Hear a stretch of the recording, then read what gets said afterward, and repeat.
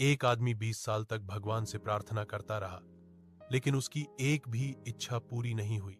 आखिर क्यों? रमेश नाम का एक गरीब आदमी रोज मंदिर जाता था। वह हाथ जोड़कर भगवान से सिर्फ एक ही प्रार्थना करता, हे भगवान, मेरी जिंदगी सुधार दो।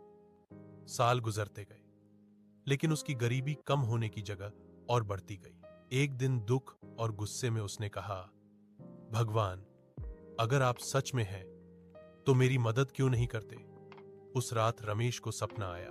भगवान मुस्कुराकर बोले, जब तुम गिर रहे थे मैंने तुम्हें हिम्मत दी।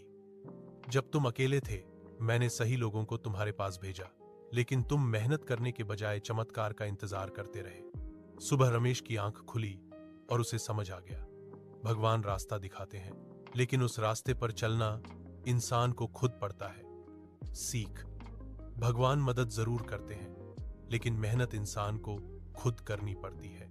अगर आपको ऐसी सीख देने वाली कहानियां पसंद हैं, तो मोरल मंत्रा को अभी सब्सक्राइब करें। एक आदमी 20 साल तक भगवान से प्रार्थना करता रहा, लेकिन उसकी एक भी इच्छा पूरी नहीं हुई। आखिर क्यों? रमेश नाम का एक गरीब आदमी रोज मंदिर जाता था। वह हाथ जोड़कर भगवान से सिर्फ एक ही प्रार्थना करता, हे भगवान, मेरी जिंदगी सुधार दो। साल गुजरते गए, लेकिन उसकी गरीबी कम होने की जगह और बढ़ती गई। एक दिन दुख और गुस्से में उसने कहा, भगवान, अगर आप सच में हैं तो मेरी मदद क्यों नहीं करते? उस रात रमेश को सपना आया।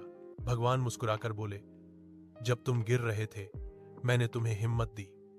जब तुम अकेले थे मैंने सही लोगों को तुम्हारे पास भेजा, लेकिन तुम मेहनत करने के बजाय चमत्कार का इंतजार करते रहे। सुबह रमेश की आंख खुली और उसे समझ आ गया, भगवान रास्ता दिखाते हैं, लेकिन उस रास्ते पर चलना इंसान को खुद पड़ता है। सीख: भगवान मदद जरूर करते हैं, लेकिन मेहनत इंसान को खुद करनी पड़ती है।